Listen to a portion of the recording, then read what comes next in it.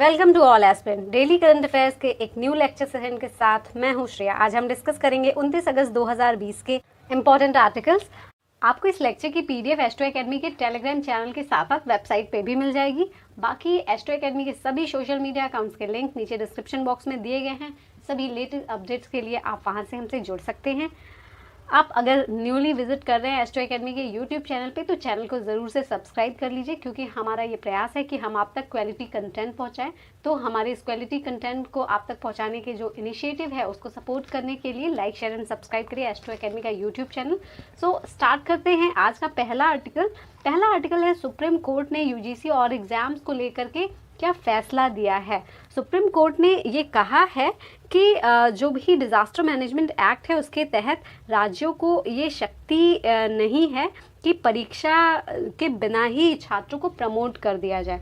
इसके मामले में राज्यों के जो अधिकार हैं वो सीमित हैं और यूनिवर्सिटी ग्रांट कमीशन जो यूजीसी की गाइडलाइंस है उसके ऑर्डर के तहत जो भी कोविड-19 पैंडेमिक से प्रोटेक्ट करना है ह्यूमन लाइफ्स को, उसके लिए क्या कर सकते हैं कि स्टेट जो है वो ये नहीं बोल सकता कि आप एग्ज़ाम्स मत लीजिए। स्टेट ये बोल सकता है कि अगर 30 सितंबर तक उसकी तैयारी नहीं है, एग्ज़ाम कराने में वो राज्य कैपेबल नहीं है, तो यूजीसी को बोल सकते हैं कि आप डेट एक्सटेंड कर लीजिए। राज्यों के पास ये अधिकार नहीं है कि वो एकदम से बोल दें कि हम एग्ज़ाम्स नहीं कराएंगे। और स्टूडेंट्स जो हैं, स्टूडेंट्स इस बारे में फ़ैसला नहीं कर सकते हैं कि उनके लिए क्या सही है क्या गलत। इसके लिए जो भी वैधानिक संस्थाएं हैं देश के अंदर वो फैसले करेंगे। साथ ही साथ सुप्रीम कोर्ट ने ये भी कहा कि यूजीसी की जो गाइडलाइंस हैं, यूजीसी की गाइडलाइंस एडवाइजरी नहीं है, सलाहकारी नहीं है, बल्कि ये नेसेसरी है कि उनके जो भी डिटर्मिनेशन ऑफ स्टैंडर्ड्स हैं उनको फॉलो करना जो भी हायर एजुकेशन के इंस्टीट्यूशन हैं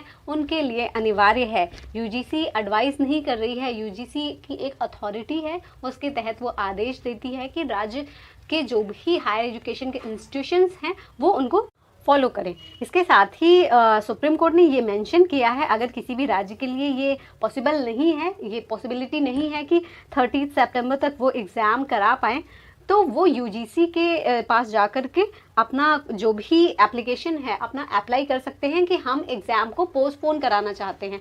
लेकिन स्टेट्स के पास ये अथॉरिटी बिल्कुल नहीं है कि वो ये बोल दें कि हम एग्ज़ाम्स नहीं कंडक्ट कराएंगे। नेक्स्ट डिस्कस करेंगे कुछ important national and international important news के बारे में। पहली बात करेंगे terrorism is cancer. Shri Jaishankar जो हमारे विदेश मंत्री हैं उन्होंने कहा है कि terrorism is cancer affects everyone just like pandemic.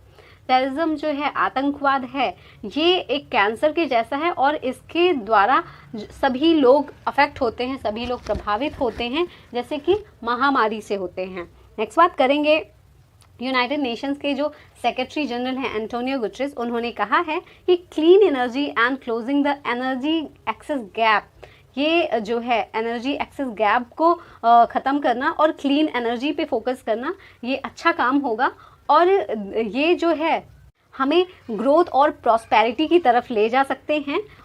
और इस कॉन्टेक्स्ट में उन्होंने इंडिया की आलोचना भी की है, भारत की आलोचना की है, ये कहते हुए कि भारत में जो फॉसिल फ्यूल्स है, जीवाश्म ईंधन है, उसको अभी भी सब्सिडाइज किया जा रहा है, जबकि क्लीन एनर्जी जो है उसकी तुलना में अगर देखा जाए तो 7 गुना ज़्यादा उसको सब्सिडाइज किया जा रहा है। और स्पेशली इन्होंने कोयले को लेकर के बात करी।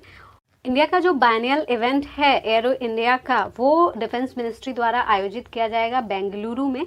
ये द्विवार्षिक एरो इंडिया का जो इवेंट होता है उसकी बात की जा रही है कि बेंगलुरु में एक तो होगा और दूसरा होगा 3 से 5 फरवरी के बीच में 2021 में, और डिफेंस मिनिस्ट्री के द्वारा आयोजित किया जाता है। MBBS के कोर्स में एक पार्ट बनाया जाएगा जिसमें कि पैंडेमिक मैनेजमेंट, महामारी का प्रबंध कैसे किया जाए, इसको शामिल किया जाएगा। ये बात कही है medical council of India MCI ने। नेक्स्ट, कांग्रेस ने अपोज किया है, इस बात का विरोध किया है कि जो भी प्रपोजल आया है उसमें क्वेश्चन आवर और 0 आवर का जो ड्यूरेशन है, प्रश्नकाल और शून्यकाल का जो ड्यूरेशन है उसको कर्टेल करने की बात की गई है, घटाने की बात की गई है।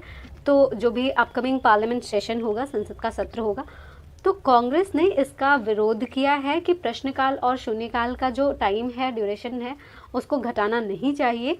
इंडिया ने दुनिया में सबसे ज़्यादा एक दिन में कोरोना वायरस इन्फेक्शन का हाईएस्ट रिकॉर्ड जो है वो इंडिया में बन गया है कि एक ही दिन में सबसे ज़्यादा मामले आए हैं कोरोना वायरस के, जो कि वर्ल्ड में सबसे ज़्यादा है। श्रीमती निर्मला सीतारमण जो हमारे देश की वित्त मंत्री हैं, फाइनेंस मिनिस्टर हैं, उन्होंने ब्लेम किया है कोविड-19 पैंडमिक को as an act of God.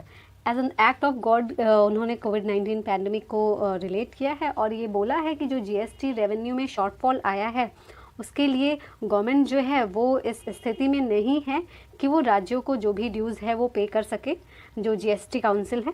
उन्होंने इसके साथ ही साथ जो भी राज्य हैं उनके आरबीआई से फ़ंड लेने के लिए जो भी कोशिशें हो रही हैं कि इस गैप को फिल किया जा सके, कि उन्हें जो भी ज़रूरतें हैं उसके लिए आरबीआई से बोरो कर सके पैसे, तो उसके लिए भी उन्होंने राज्यों को क्रिटिसाइज़ किया है। बात करें एक्ट ऑफ गॉड की, तो एक्ट ऑफ गॉड क्या होता है, इसमें कोई नेचुरल हज़ार्ड ऐसा आता है जो कि ह्यूमन कंट्रोल के बाहर होता है, जैसे कि अर्थक्वेक हो गया, सुनामी हो गई, कोई दूसरी साइक्लोन जैसी आपदा आ गई। तो इसमें क्या होता है कि इसके लिए ह्यूमन जो है वो रिस्पॉन्सिबल नहीं होता है डायरेक्टली, तो इसको as an act of God के अंदर प्रेस्क्राइब किया गया है। जो भी कॉन्ट्रैक्ट्स होते हैं स्पेशली इंश्योरेंस के, तो उसमें ये एक्सेप्शन है, एक अपवाद है कि लायबिलिटी जो है वो उस कंपनी, उस फर्म की नहीं होगी जहां से पैसे लिए गए हैं, वो पैसे वापसी नहीं करेंगे, क्योंकि ये एक्ट ऑफ गॉड है। ये जो कैजुअलिटी हुई है वो ईश्वर के द्वारा की गई है, इसमें ह्यूमन का कोई इंटरफेरेंस नहीं है, तो उनकी लायबिलिटी नहीं बनती है। तो इसी को लेकर के सीतारमण ने कहा है कि सरकार की, केंद्र सरकार की कोई लायबिलिटी नहीं बनती है जो जीएसटी के रेवेन्यू में शॉर्टफॉल आया है। Defence minister Shri Rajnath Singh visit करेंगे रशिया को 7 से 4 सितंबर को।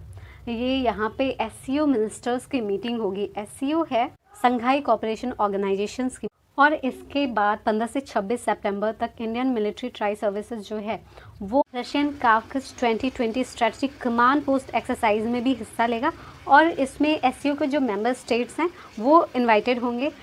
इसमें चाइना भी होगा, पाकिस्तान भी होगा।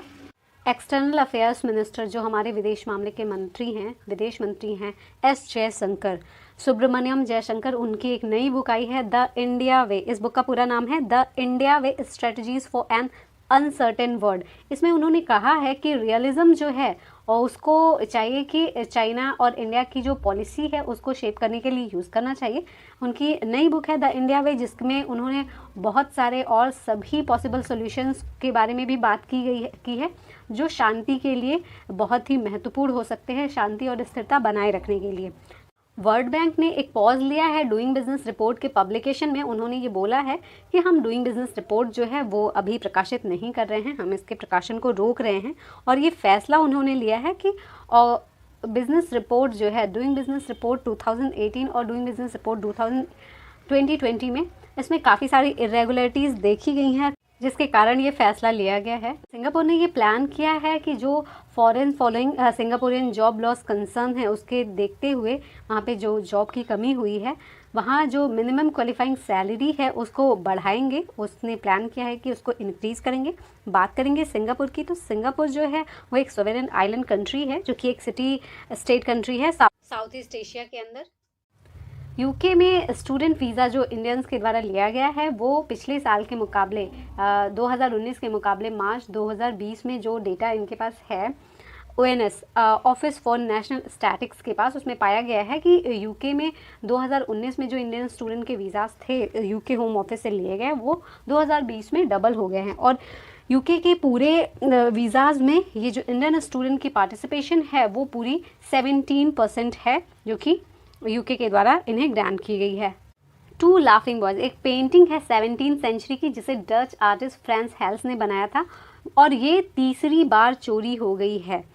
बात करेंगे ऑपरेशन ग्रीन ब्राज़ील 2 की। इसमें फोकस किया गया है बहुत सारे छोटे रोड्स और ब्रिजेस बनाने के। जो ये प्रोजेक्ट है उसमें ये अलाउ करेंगे जो भी एक्सपोर्ट है उसको फास्ट किया जाए और इजी एक्सेस हो जो भी प्रोटेक्टेड एरियाज़ हैं ब्राज़ील के, वहाँ पर भी अमेज़न फॉरेस्ट के। और इसके द्वारा जो ये अमेज़न का रेन फॉरेस्ट है उसमें एक्सप्लॉटेशन की बहुत ज़्यादा बढ़ोतरी हो सकती है, इसके लिए इन्हें क्रिटिसाइज़ किया जा रहा है। नेक्स्ट बात करेंगे, पाकिस्तान ने ये बोला है not legally possible to allow Indian lawyer to represent Jadhav. Jadhav के लिए इंडियन लॉयर लीगली पॉसिबल नहीं है, ये पाकिस्तान ने कहा है। से देयर नेम्स, उनके नाम बताइए। ये एंटी रेसिज्म प्रोटेस्ट जो चल रहा है यूएस में, यूनाइटेड स्टेट्स ऑफ अमेरिका में, उसमें एक तो बात आई है ब्लैक लाइव मैटर्स, और उसके साथ ही ये जोड़ा गया है कि से देयर नेम्स, जो भी ब्लैक पीपल को यूएस के पुलिस के द्वारा हैरेस किया गया है या फिर उनको मारा गया है, तो उनके नाम बताने के लिए इसमें प्रोटेस्ट में ये बात कही गई है कि पहली बात तो ये है कि ब्लैक लाइव्स मैटर, जो अश्वेत हैं उनकी लाइफ भी मैटर करती है, उनका जीवन भी उतना ही महत्वपूर्ण है, और साथ ही उन्होंने ये चीज़ भी बोली है से देयर नेम्स। यूरोपियन यूनियन ने ये डिसाइड किया है कि टर्की पे कुछ सैंक्शन लगाएंगे, कुछ प्रतिबंध लगाएंगे, और ये इसलिए बोला गया है कि जो भी डिस्प्यूट हुआ है ईस्ट मेडिटेरियन एक्सप्लोरेशन एरिया में शिप्स को लेकर के टर्की के साथ, तो ईयू ने ये डिसाइड किया कि टर्की पे प्रतिबंध लगाया जाएगा। जापान के प्राइम मिनिस्टर शिंजो अबे ने रिज़ाइन कर दिया है, और ये बोलकर रिज़ाइन किया कि उन्हें कुछ हेल्थ इश्यूज आ रही हैं। चाइना ने डॉक्टर द्वारकानाथ कोटनिस की एक कांस्य प्रतिमा का अनावरण किया है, और इसके साथ ही उन्होंने ये रेफ़र किया है कि जो भी चाइना में उनका कंट्रीब्यूशन रहा है चाइनीज़ रिवॉल्यूशन के दौरान, और माओ जेडांग के एज अ फाउंडर की तरह उन्होंने काम किया वर्ल्ड वार सेकेंड में। तो द्वारकानाथ कांग्रेस के द्वारा भेजे गए उन 5 डॉक्टर के टीम्स के मेंबर थे जो कांग्रेस ने 1938 में चाइना में भेजा था।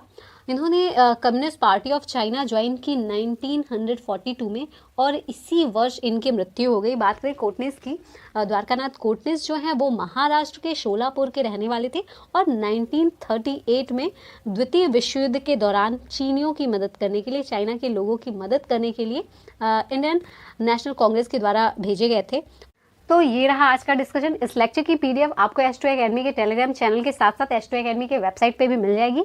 बाकी सभी लेटेस्ट अपडेट्स के लिए हमारे सभी सोशल मीडिया अकाउंट से भी जुड़े। सभी सोशल मीडिया अकाउंट्स के लिंक्स नीचे डिस्क्रिप्शन बॉक्स में दिए हैं, और हमारे इस इनिशिएटिव की आपको क्वालिटी कंटेंट प्रोवाइड कराया जाए, इसको सपोर्ट करने के लिए, प्रमोट करने के लिए लाइक शेयर एंड सब्सक्राइब करें एच2 एकेडमी का यूट्यूब चैनल। और आपकी कोई भी सजेशन है, कोई भी फीडबैक है या फिर कोई क्वेरी है, तो आप हमें दिए गए नंबर पर व्हाट्सएप कर सकते हैं, या फिर आप हमें ईमेल भी कर सकते हैं। और बाकी आपके जो भी फीडबैक है हमें कॉमेंट सेक्शन में ज़रूर बताएं। So thanks for watching. Have an awesome day.